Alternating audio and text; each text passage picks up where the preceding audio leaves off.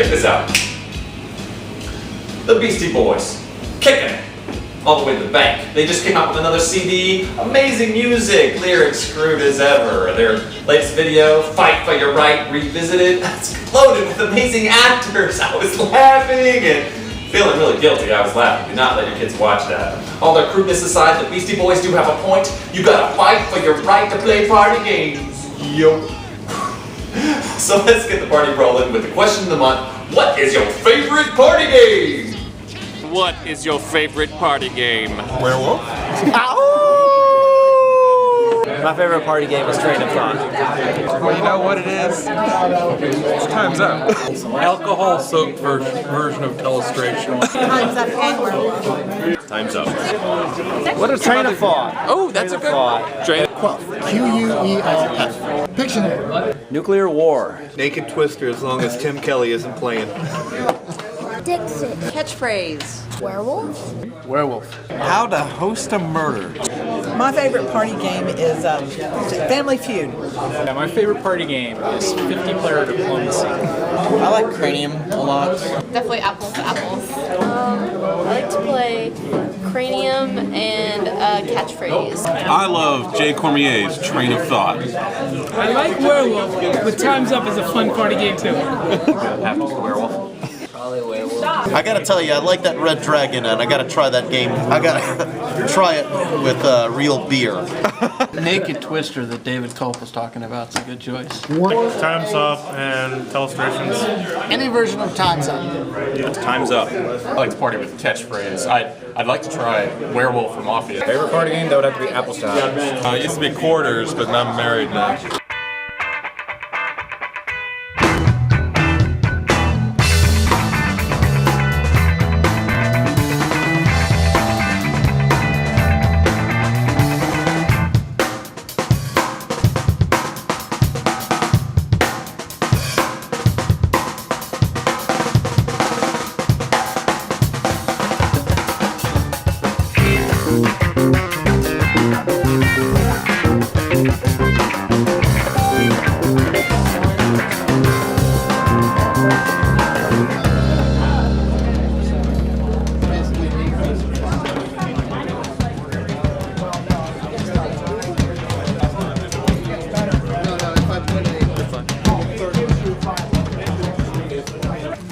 And with 0 poverty, both games, Jeff Lee won the tournament.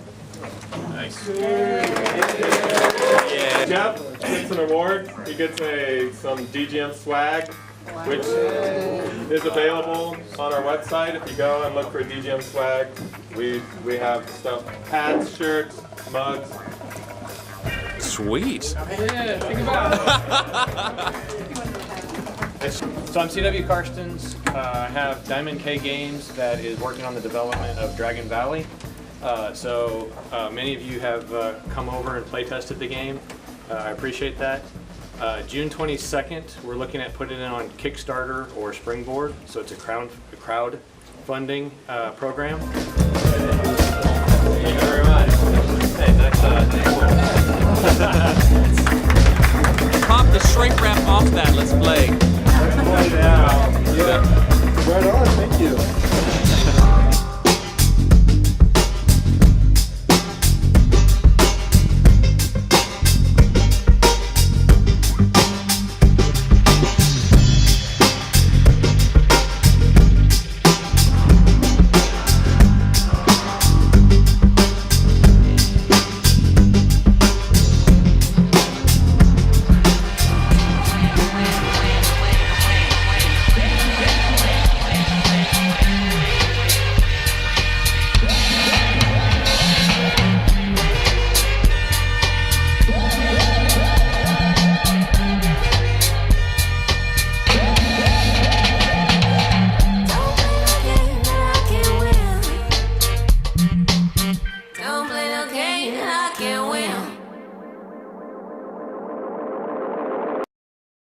Some people ask me, well, what do you do if you want to know about board games or party games? I'll tell you what you do. You hit BoardGameGeek.com.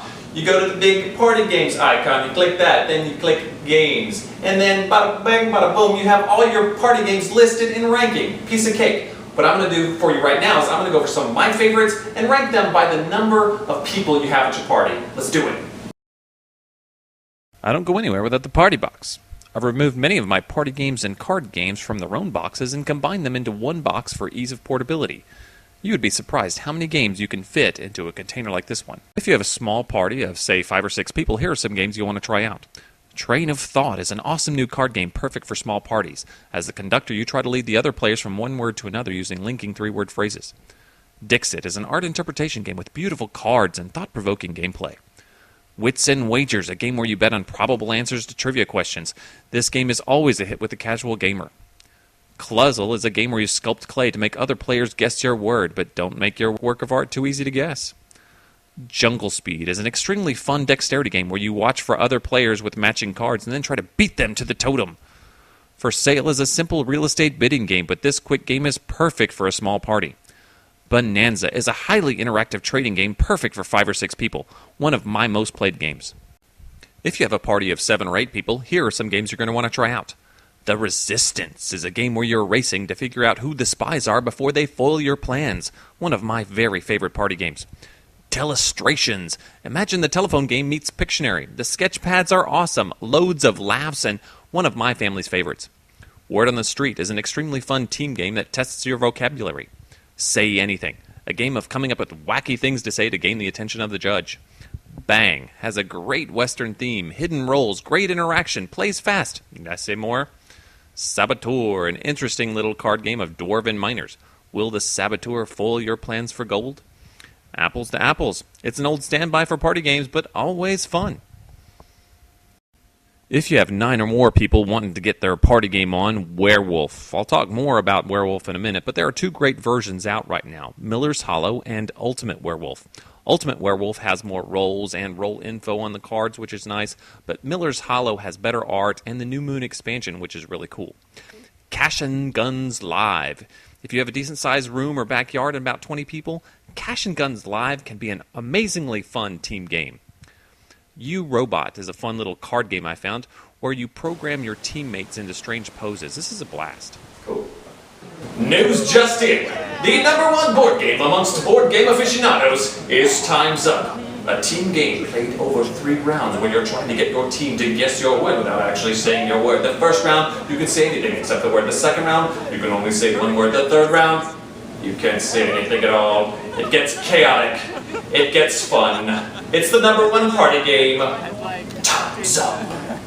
So if you're talking about party games, you gotta talk about Werewolf, right? I mean, the premise is awesome. You got a village of innocent people, and then at night some werewolf comes and eats a villager, and then during the day, the villagers have to figure out who the werewolves are and lynch them before all the werewolves eat all the villagers. It's great fun, and you can play anywhere. Last year, I kid you not, we played at Schlitterbahn in inner tubes, and every time somebody got eaten, they got dumped over. It was awesome fun.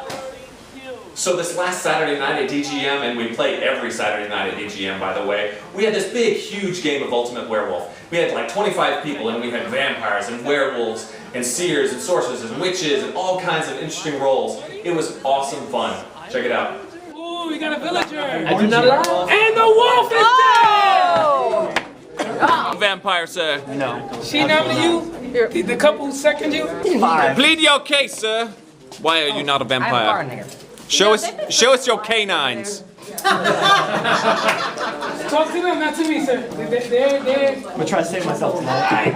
Does anybody have a mirror handy? So every time you vote, we have to vote. Yeah, I am the village idiot. Now, actually, I'm really more the pacifist. I would always vote for people to live. And the villagers!